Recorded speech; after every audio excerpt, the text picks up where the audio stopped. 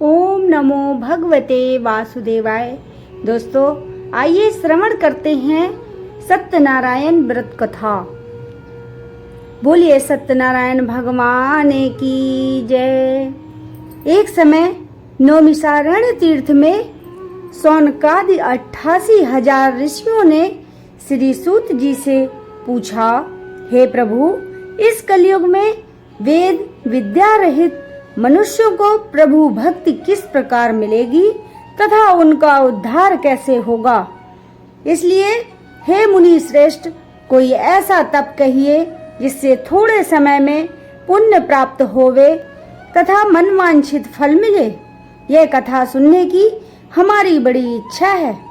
सर्वशास्त्र ज्ञाता श्री सूत जी महाराज बोले, हे वैष्णव में पूज्य, आप सब ने सर्व प्राणियों के हित की बात पूछी है।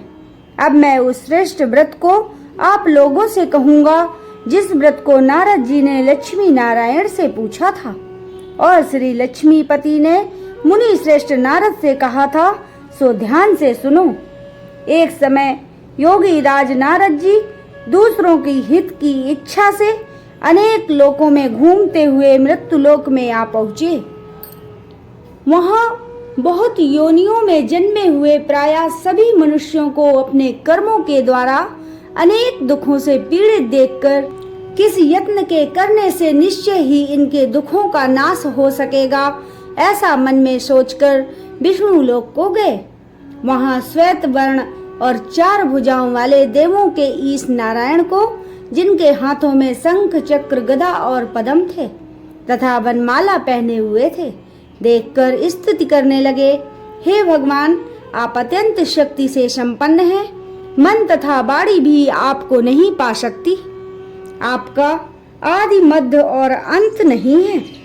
निर्गुण स्वरूप सृष्टि के आदिभूत व भक्तों के कष्टों को नष्ट करने वाले हो। आपको मेरा नमस्कार है।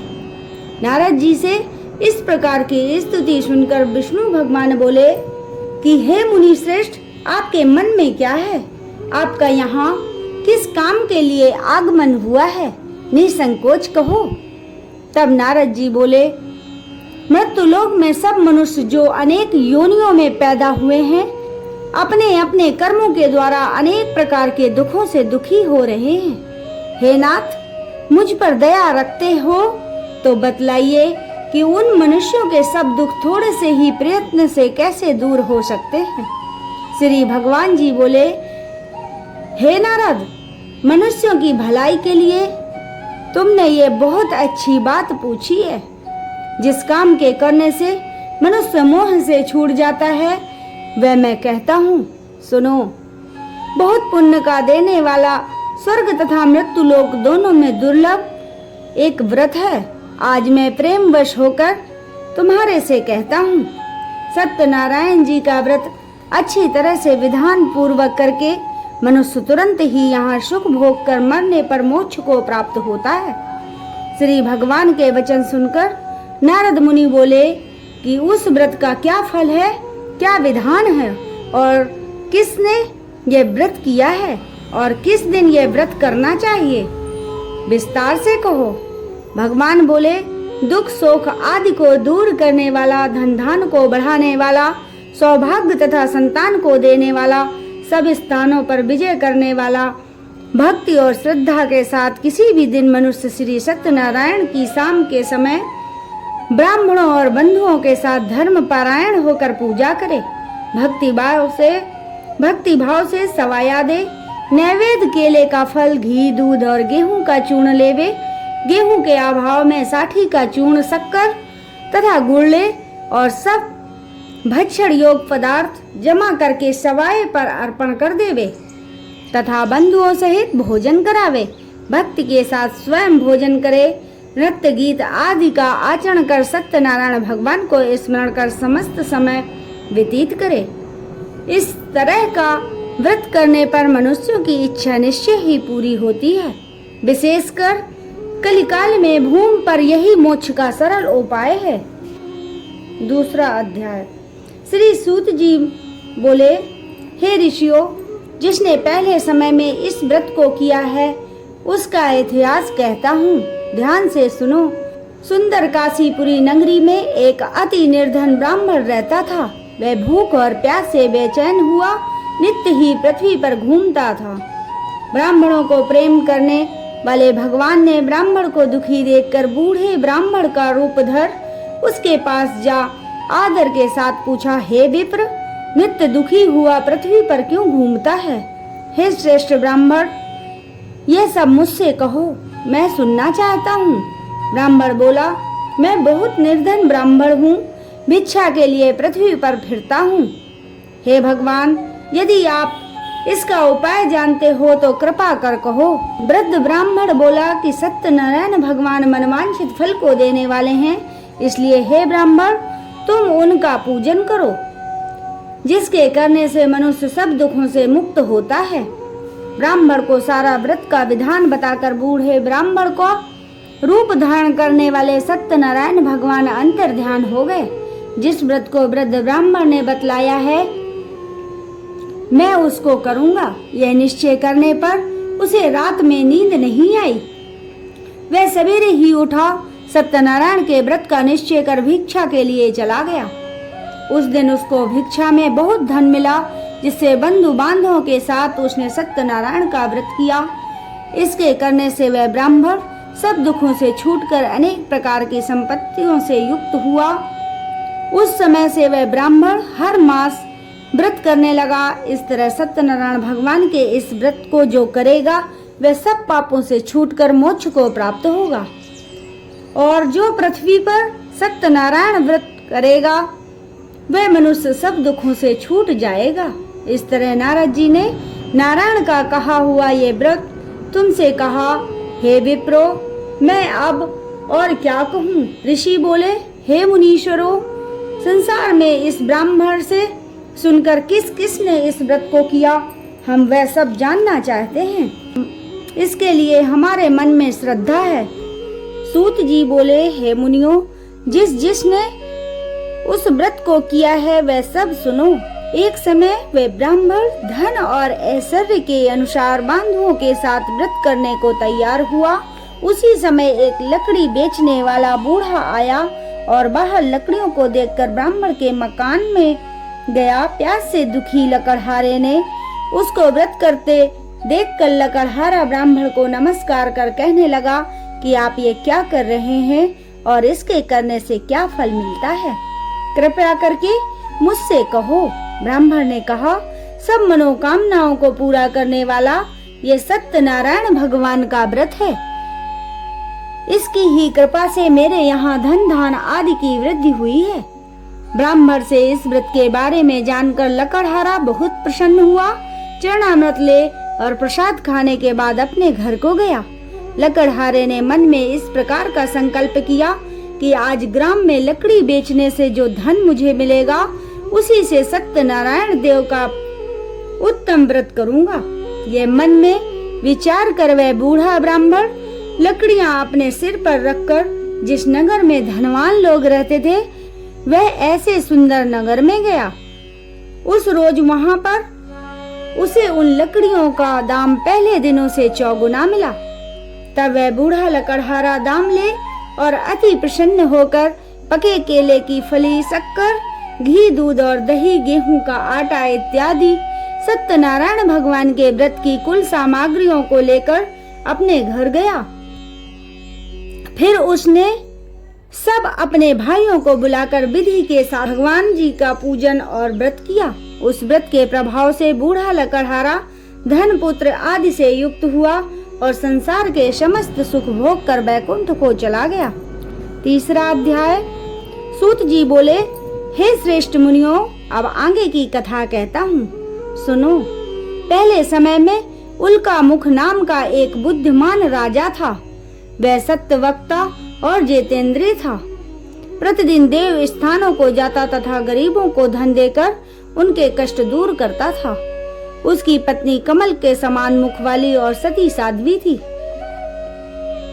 भद्रशिला नदी के तट पर उन दोनों ने सत्यनारायण देव का व्रत किया। उस समय में वहां एक साधु वैश्य आया। उसके पास व्यापार के लिए कुछ बहुत सा धन था। नाव को किनारे पर ठहराकर राजा के पास गया और राजा को व्रत करते हुए देखकर विनय के साथ पूछने लगा, हे राजन, भक्ति युक्त चित्त से ये आप क्या कर रहे हैं? मेरी सुनने की इच्छा है, ये आप मुझे बताइए। राजा बोला, हे साधु, अपने बांधवों के साथ पुत्रादि की प्राप्ति के ये महाशक्ति सत्यनारायण भगवान का व्रत व पूजन किया जा रहा है। राजा के वचन सुनकर साधु आदर के साथ बोला, हे राजन, मुझसे इसका सब विधान कहो, मैं भी आपके कथा अनुसार इस व्रत को करूँगा। मेरे भी कोई संतान नहीं है और इससे ही मेरे निश्चय संतान हो जाएगी। राजा से सब विधान सुनकर व्यापार से निवृत्त हो वह आनंद के साथ घर गया। साधु ने अपनी स्त्री से संतान देने वाले उस व्रत का समाचार सुनाया और कहा कि जब मेरे संतान होगी तब मैं इस व्रत को करूंगा। साधु ने ऐसे वचन अपनी स्त्री लीलावती को कहे। एक दिन उसकी स्त्री लीलावती पति के साथ आनंदित हो संसारिक धर्म में प्रवृत्त होकर सत्यनारायण भगवान की कृपा से गर्भवती हो गई तथा 10वें महीने में उसके एक सुंदर कन्या का जन्म हुआ। दिन दिन वह इस तरह बढ़ने लगी जैसे शुक्ल पक्ष का चंद्रमा बढ़ता है। कन्या का नाम कलावती रखा गया। तब लीलावती ने मीठे शब्दों में अपने पति से कहा था, आपने जो संकल्प किया हुआ था कि भगवान का व्रत करूंगा, अब आप उसे करिए। साधु बोले, हे प्रिय, इसके विवाह पर करूंगा। अपनी पत्नी को आश्वासन दे वह नगर को चला गया। कलावती पितृगृह में वृद्धि को प्राप्त हो गई। साधु ने जब नगर में सखियों के साथ अपनी पुत्री को देखा तो तुरंत ही दूत बुलाकर कहा कि पुत्री के वास्ते कोई सुयोग्य वर देखकर लाओ। साधु की आज्ञा पाकर दूत कंचन नगर पहुंचा और वहां पर बड़ी खोज कर और देखभाल कर लड़की के वास्ते सुयोग्य वाणिक पुत्र को ले आया। उस सुयोग्य लड़के को देखकर साधु ने अपने भाई बंधुओं सहित प्रसन्नचित अपनी पुत्री का विवाह उसके साथ कर दिया, किंतु दुर्भाग्य से विवाह के समय भी उस व्रत को करना भूल गया। तब श्री भगवान क्रोधित हो गए और श्राप दिया कि तुम्हें दारुण दुख प्राप्त होगा। अपने काम में कुशल साधु बनिया अपने जमाता सहित समुद्र के समीप रत्नपुर नगर पहुंचा और वहां दोनों ससुर जमाई चंद्रकेतु राजा के नगर में पहुंचे और व्यापार करने लगे। एक रोज भगवान सत्यनारायण की माया से प्रेरित कोई चोर राजा का धन चुराकर शीघ्र जा रहा था, किंतु पीछे से राजा के दूतों को आता देखकर चोर ने घबराकर भागते भागते धन को वहीं चुपचाप रख दिया जहां वह दोनों ससुर जमाई ठहरे हुए थे।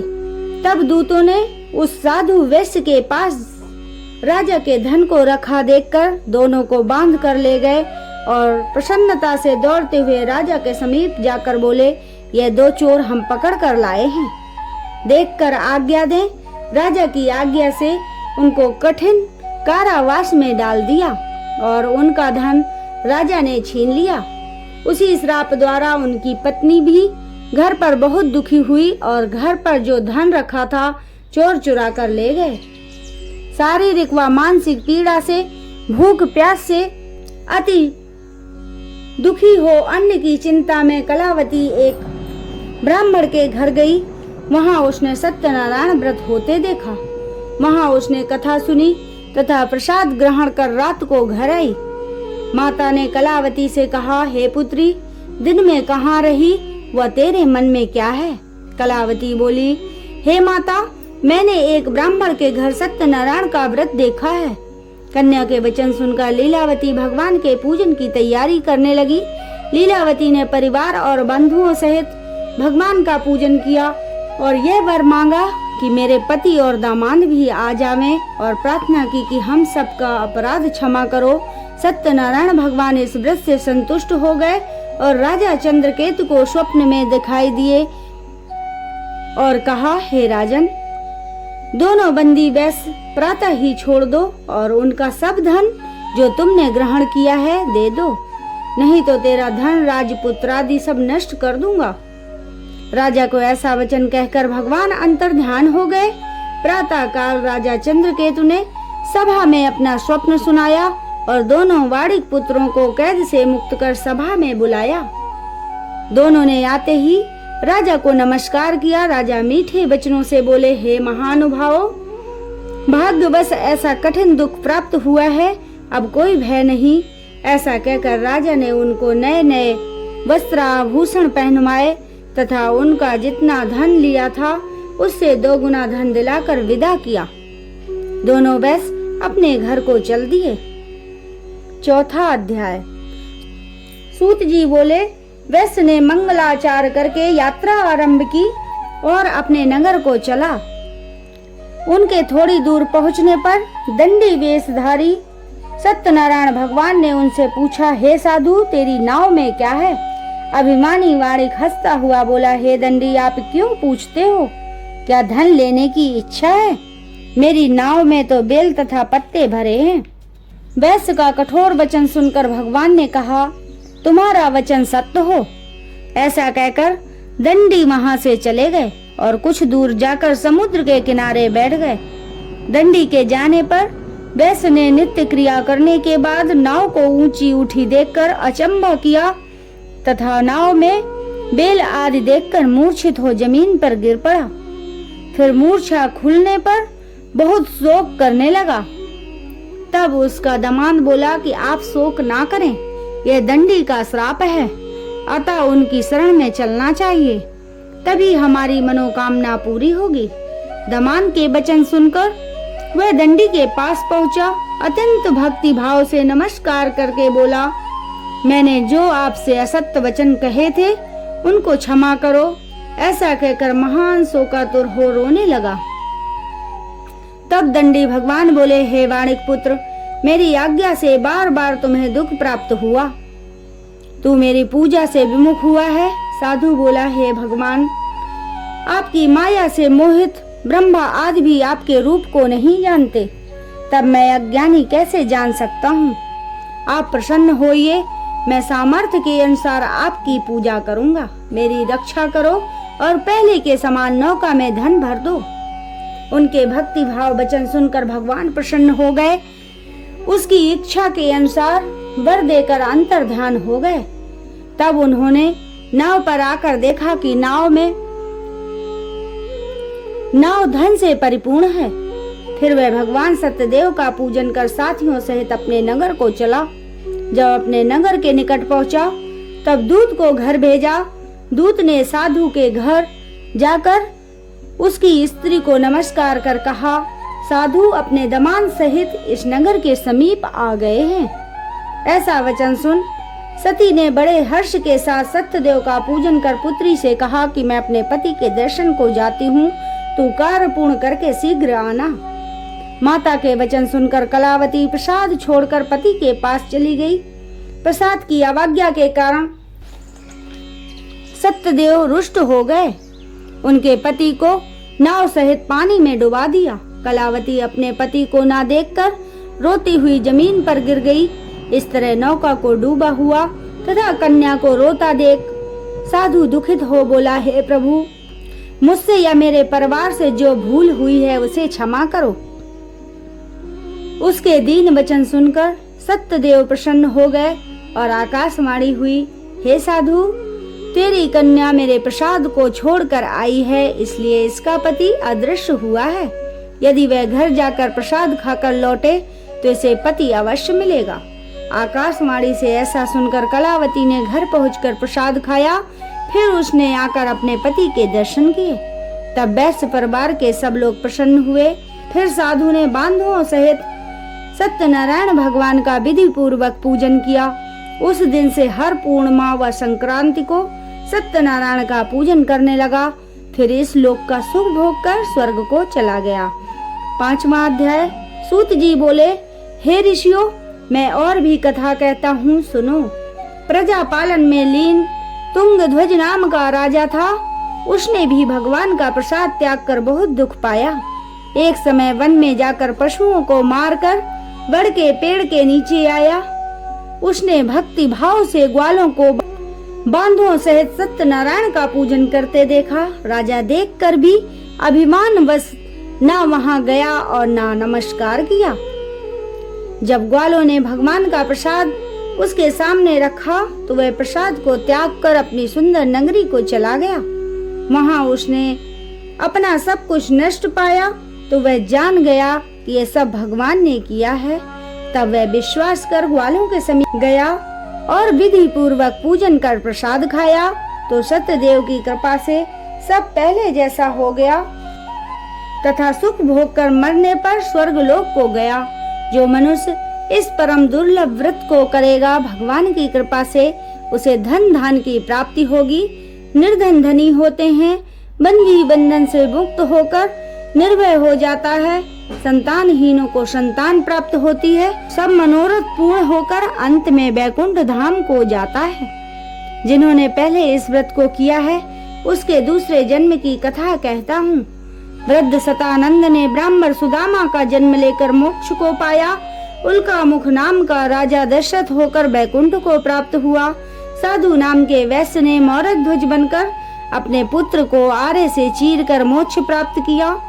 महाराज तुंग ध्वज ने स्वयंभू होकर भगवान के भक्त युक्त कर्म कर मोक्ष को प्राप्त किया। बोलिए सत्यनारायण भगवान की जय।